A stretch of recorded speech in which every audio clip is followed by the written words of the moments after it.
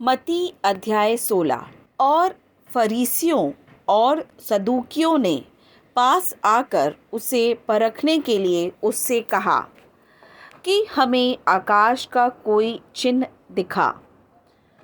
उसने उनको उत्तर दिया कि सांझ को तुम कहते हो कि खुला रहेगा क्योंकि आकाश लाल है, और भोर को कहते हो कि आज आंधी आएगी क्योंकि आकाश लाल और धुंधला है।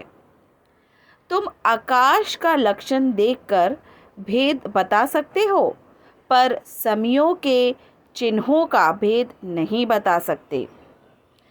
इस युग के बुरे और व्यभिचारी लोग चिन्ह ढूंढते हैं, पर यूनुस के चिन्ह को छोड़ कोई और चिन्ह उन्हें न दिया जाएगा, और वह उन्हें छोड़कर चला जाएगा।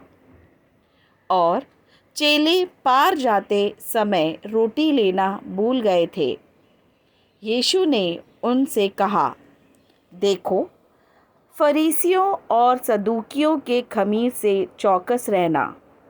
वे आपस में विचार करने लगे कि हम तो रोटी नहीं लाए।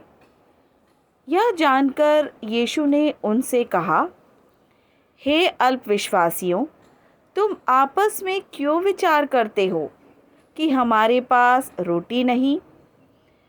क्या तुम अब तक नहीं समझे और उन 5,000 की 5 रोटी स्मरण नहीं करते, और ना यह कि कितनी टोकरियां उठाई थीं, और ना उन 4,000 की 7 रोटी, और ना यह कि कितने टोकरे उठाए गए थे? तुम क्यों नहीं समझते कि मैंने तुमसे रोटियों के विषय में नहीं कहा? फरीसियों और सदूकियों के खमीर से चौकस रहना। तब उनको समझ में आया कि उसने रोटी के खमीर से नहीं, पर फरीसियों और सदूकियों की शिक्षा से चौकस रहने को कहा था।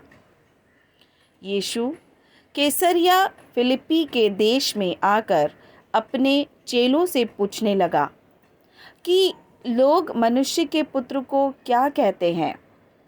उन्होंने कहा, कितने तो यूहन्ना बपतिस्मा देने वाला कहते हैं, और कितने एलिय्याह, और कितने यिर्मयाह या भविष्यद्वक्ताओं में से कोई एक कहते हैं। उसने उनसे कहा, परंतु तुम मुझे क्या कहते हो? शमौन पतरस ने उत्तर दिया कि तू जीवते परमेश्वर का पुत्र मसीह है।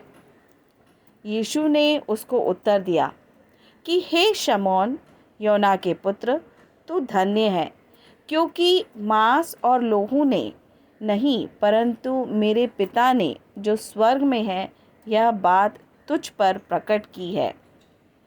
और मैं भी तुझसे कहता हूँ कि तू पतरस है, और मैं इस पत्थर पर अपनी कलीसिया बनाऊंगा, और अधोलोक के फाटक उस पर प्रबल ना होंगे।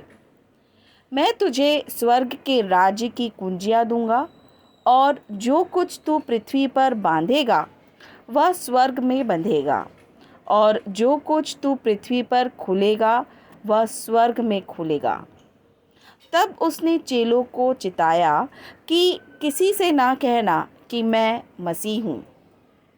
उस समय से यीशु अपने चेलों को बताने लगा कि मुझे अवश्य है कि यरूशलेम को जाऊं, और पुरनियों और महायाजकों और शास्त्रियों के हाथ से बहुत दुख उठाऊं, और मार डाला जाऊं, और तीसरे दिन जी उठूं।